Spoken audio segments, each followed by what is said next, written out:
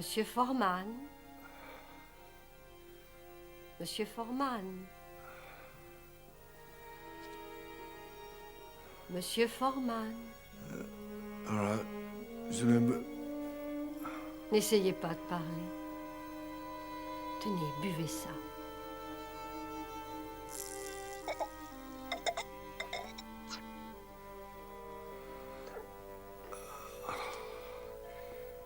Combien de temps? Si j'ai bonne mémoire, d'après les enregistrements que nous possédons, vous avez été mis en état d'hibernation au mois de juin de l'année 2023. C'est exact. Le 18 juin, c'est ça. Est-ce que je peux vous offrir un peu de vin? Je préférerais que vous en veniez au fait, docteur. Pardon? Eh bien, mettez-moi au courant. Monsieur Forman, votre sommeil de glace vous a fait faire un bond temporel de 324 années.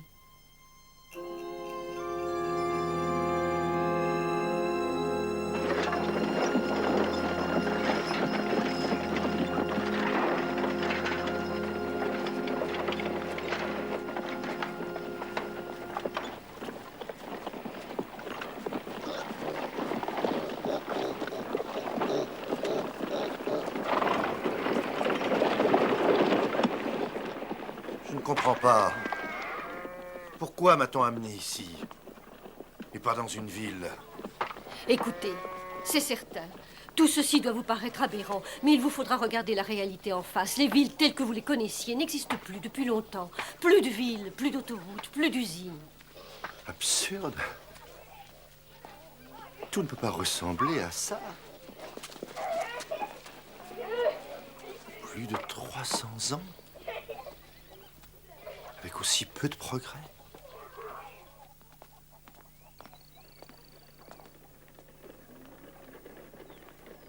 Si vous voulez bien vous étendre, Monsieur Forman, nous allons commencer immédiatement l'opération. L'opération? Qu'est-ce que vous me chantez là? Quoi, dans cette pièce, sans instrument, sans anesthésie? D'ailleurs, je ne pense pas que cette pièce ait été stérilisée.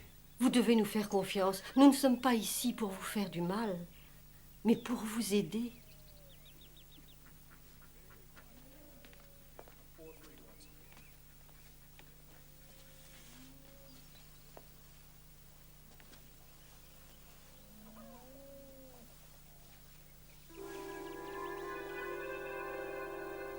Détendez-vous, monsieur Forman.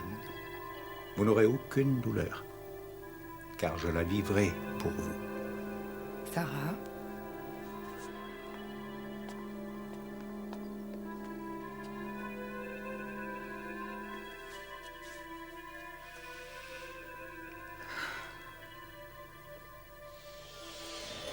Les adénocarcinomes, je les vois très bien.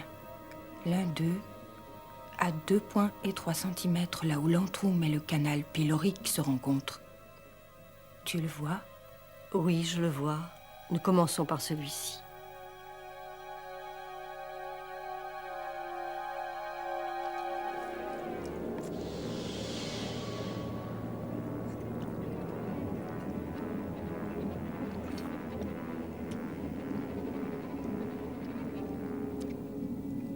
Oui, je peux changer n'importe quand la densité moléculaire de ma main et ainsi la déphaser.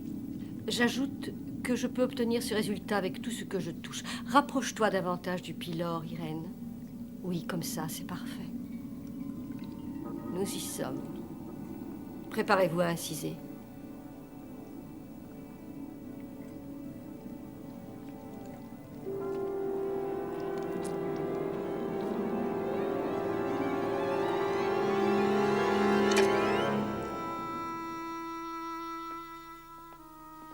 Plus de 300 années et aussi peu de progrès?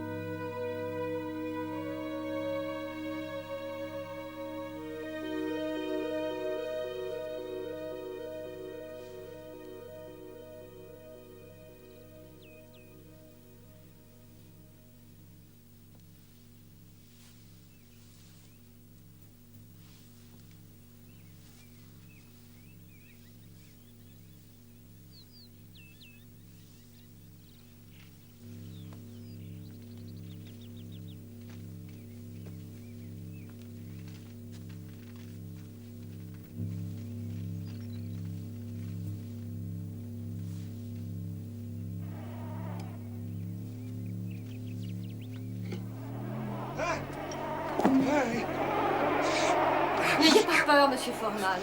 Ça suffit. Allons, du calme. Venez, venez. C'était pour jouer. Oui, c'est ça, venez. Tout va bien.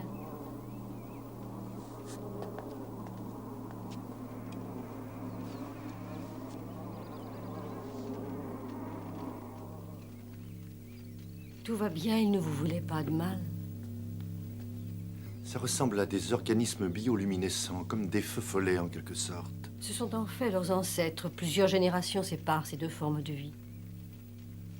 Écoutez, je me rends compte à quel point j'ai dû être désagréable. Pardonnez-moi de ce que j'ai pu dire. Je ne le pensais pas vraiment, j'avais tort. Je voulais que vous le sachiez.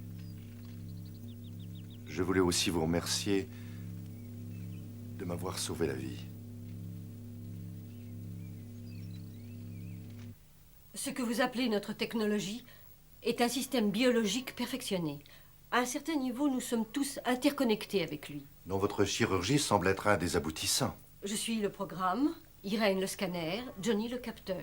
Quant à Josua, c'est lui qui coordonne les rapports entre chacun des organismes génétiques de notre complexe psychique. J'ai fabriqué des machines, des avions, des tanks, des satellites et des ordinateurs. Mais dites-moi, pourquoi m'avoir réveillé? Après tout, j'appartiens à un monde de violence. J'avais cru comprendre que vous aviez éliminé toute possibilité de retour à la guerre.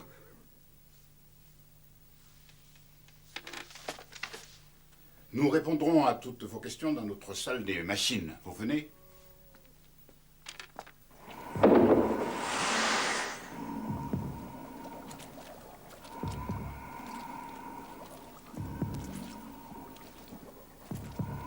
Qu'est-ce que c'est que ça? Voici des primates, des chimpanzés et des orang-outans. Ce sont les plus réceptifs à la chirurgie génétique. Leur cerveau a une capacité d'enregistrement 20 fois plus grande. Chacun d'entre eux remplit une fonction spécifique d'ordinateur. Triage, catalogue et connexion. Toutes les connaissances sont stockées à l'intérieur de ça et disponibles pour tous. Créature, que leur avez-vous fait? Personne ne leur a rien fait, en tout cas pas sans leur consentement. Après leur adolescence, un de nos scanners leur a montré les différentes voies qui pouvaient leur être offertes. Certains ont opté pour une existence normale, d'autres pour la connaissance. Ils sont les véritables gardiens de nos pensées. Et leur dimension est infiniment plus vaste que celle que nous serions à peine capables d'imaginer. Je ne comprendrai jamais ça. Non, rien de tout ça. Pourquoi vous m'avez amené ici? Pour me faire voir ça? Voici 3 semaines, nos scanners ont pu capter une image dans l'espace profond que nous avons stocké ici. Ouvrez votre esprit, vous percevrez cette image. Mettez des silences entre vos pensées, une sorte d'espace, où cette image pourrait venir se poser. D'après sa trajectoire, elle devrait venir s'écraser sur le subcontinent indien. Le résultat serait désastreux. Tremblement de terre et raz-de-marée. Toute la planète subirait des perturbations climatiques graves. Qu'est-ce que je viens faire là-dedans? Un certain nombre de vos satellites offensifs sont encore en orbite autour de la Terre. Ils sont peut-être encore opérationnels. Pensez-vous qu'il soit possible de les réactiver? Oui, je pourrais faire sauter le météore et ça permettrait aux fragments résiduels de brûler en entrant dans l'atmosphère. Oui, ça doit être faisable. Mais dites-moi, si vous n'aviez pas eu besoin de moi, je serais sans doute encore dans mon bloc de glace à 10 pieds sous terre. Probablement, oui. Vous n'êtes pas très généreux. Mathieu, voyons, vous ne comprenez pas. Vous allez voir pourquoi votre réveil nous fait courir des risques.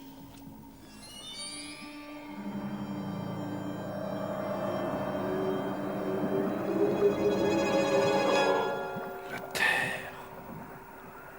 Ça s'est passé 20 ans après qu'on vous ait mis en état d'hibernation. Ils ont parlé d'échanges limites. Ils n'ont utilisé que 6 missiles de chaque côté, mais largement suffisants pour anéantir 80% de la population mondiale. 300 ans après l'apocalypse, il ne reste que 200 000 êtres humains à la surface de la Terre. Les machines, monsieur Foreman. Nous leur faisons une certaine confiance, mais pas davantage. Chacun d'entre nous est une partie de notre technologie et a quelque chose à dire sur notre propre destin. Nous ne laisserons jamais les machines faire à notre monde ce qu'elles ont fait au vôtre. La plupart de ces machines que vous avez exhumées n'ont pas servi depuis plus de 3 longs siècles. Je ne suis donc pas en mesure de prévoir la durée de leur fonctionnement. Ne vous en faites pas. Dès que nous aurons les coordonnées par visualisation, votre action sera brève. Entendu. Voyons ce que ces machines ont dans le ventre. Sarah, le stylo électronique, je vous prie.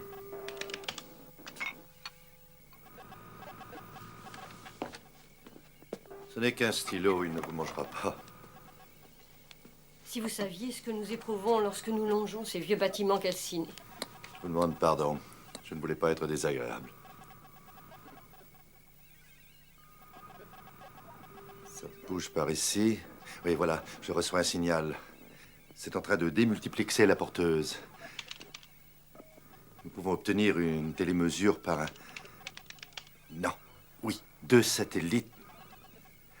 Les batteries solaires sont toujours opérationnelles. Même chose pour le système radar, opérationnel. Quant au générateur de rayons de particules, il est opérationnel. Je crois que j'accepterai volontiers le verre que vous m'avez offert l'autre jour.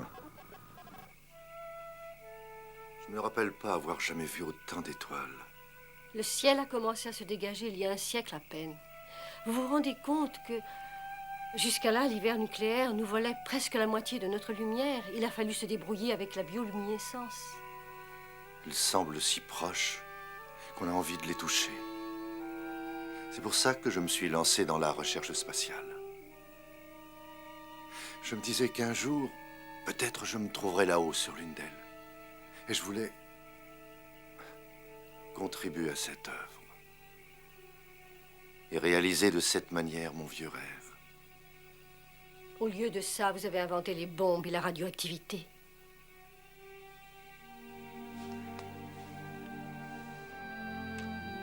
On le fait parce qu'on est sûr que c'est important, que c'est nécessaire. On le fait parce qu'on veut se faire plaisir.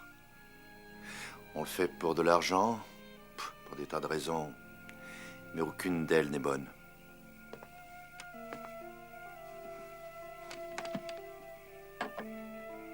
Êtes-vous vraiment certaine de ne pas regretter, Sarah, que l'humanité ne puisse plus voyager dans l'espace? Puisqu'avec votre technologie, vous ne pouvez pas construire un vaisseau spatial organique. Nous sommes capables de voyage par la pensée, Matthew, aussi facilement que vous avec vos machines. Notre corps astral s'est promené sur des milliers de planètes. Et il nous est arrivé de rencontrer parfois une nature tellement inhospitalière que vos vaisseaux seraient incapables de s'y poser.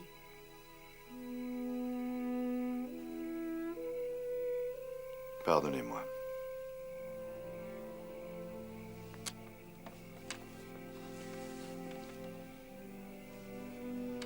Je ne suis qu'un vieux sentimental rétro. Non, ce n'est pas vrai. Vous êtes un homme face à un monde nouveau. Non. Ça ne marchera pas, je crois, Sarah. Jamais je ne pourrai me servir de mon esprit comme vous le faites. Mais si, c'est possible. Nous disposons de tous les moyens adéquats et grâce à la chirurgie psionique, vous aurez les mêmes pouvoirs que nous, avec la possibilité d'explorer des étoiles dont vous ne soupçonnez même pas l'existence. Ce n'est pas aussi simple. Vous avez une histoire commune et aussi les mêmes souvenirs. Je ne crois pas que je pourrais partager tout ça. Votre monde s'est peu à peu construit à partir des ruines de l'ancien. Moi, j'appartiens à l'ancien. À ce monde qui a porté la haine, la destruction, le silence. Je ne pourrai jamais être des vôtres, Sarah.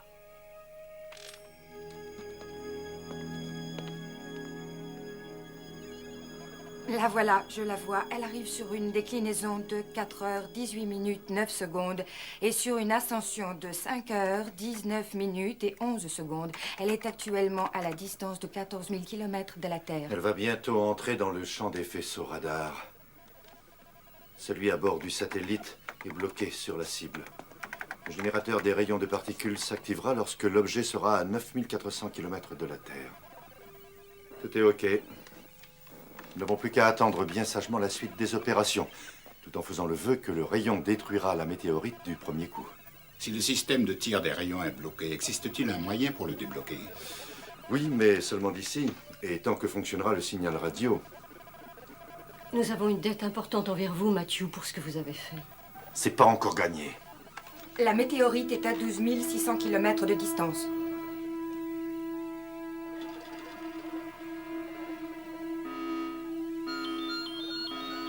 Attendez.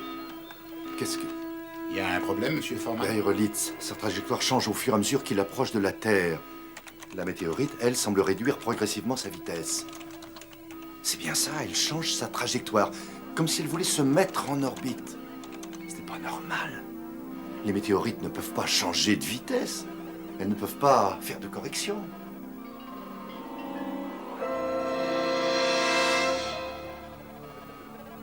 Mais bien sûr, vous êtes tous télépathes. Quel imbécile je suis.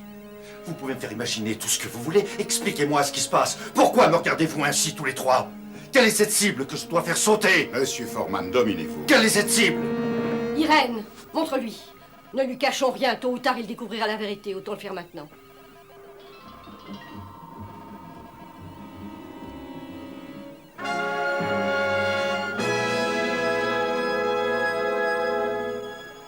Oh mon Dieu. Vous savez ce que vous alliez me demander? De tuer des membres de ma communauté? Non, monsieur Forman, pas eux, non. Ils représentent la lie de votre société, au début de la guerre. Ils ont équipé ce vaisseau spatial pour qu'un millier de personnes puissent s'y installer. Des militaires, des politiciens, ceux qui avaient commencé les hostilités, qui comptaient sur lui pour favoriser leur fuite, leur survie.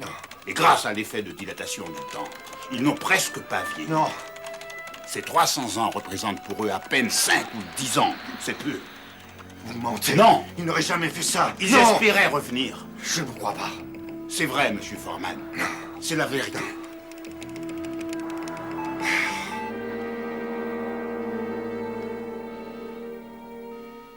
Je suis vraiment désolée, Mathieu. Pourquoi? Ça aurait recommencé comme avant. Les missiles atomiques, la destruction et la mort. Leur vaisseau est bourré d'armes. Non, c'est impossible, non. Je ne peux pas arriver à le croire.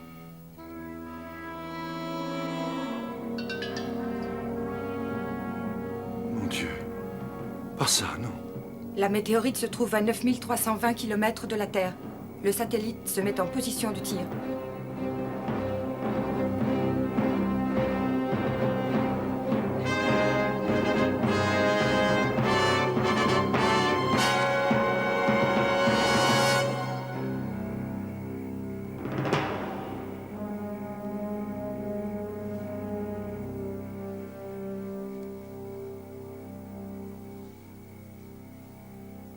Il y a eu une explosion nucléaire. Il devait y avoir des armes à bord. Et pourtant, c'était mes compatriotes. Vous nous avez sauvés, Mathieu. Sans vous, nous plongions à nouveau dans la haine. Un millier de personnes. Des criminels, et vous n'avez été que l'instrument de la justice, monsieur Forman. Avez-vous pensé à moi? Je vois que j'ai terminé votre sale boulot. Je suis un danger, je connais les machines, alors vous allez faire quoi, hein? M'éliminer? Ou me remettre dans mon sarcophage de glace? On ne sait jamais. Non. Vous êtes des nôtres maintenant. Ça me semble impossible. Parce que nous n'avons rien en commun. Si. Car nous sommes aussi responsables que vous de ce qui est arrivé.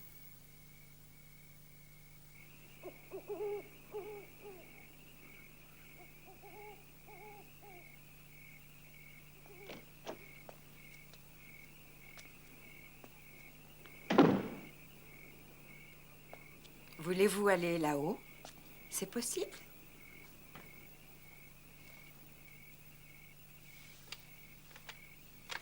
Je ne crois pas que je le mérite. Sarah vous l'a dit, monsieur Forman. Vous êtes des nôtres. Et nous devons vous faire tout partager. Merci, non. Je ne peux pas.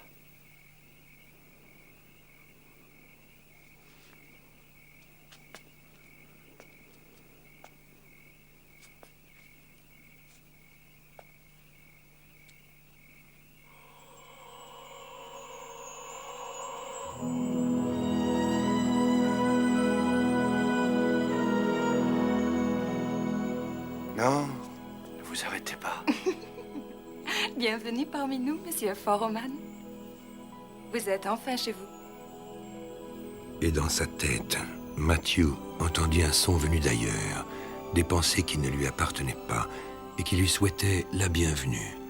Matthew Foreman, pour qui le temps s'est endormi, a enfin trouvé sa vraie demeure, au bord des rivages les plus éloignés de la 5e dimension.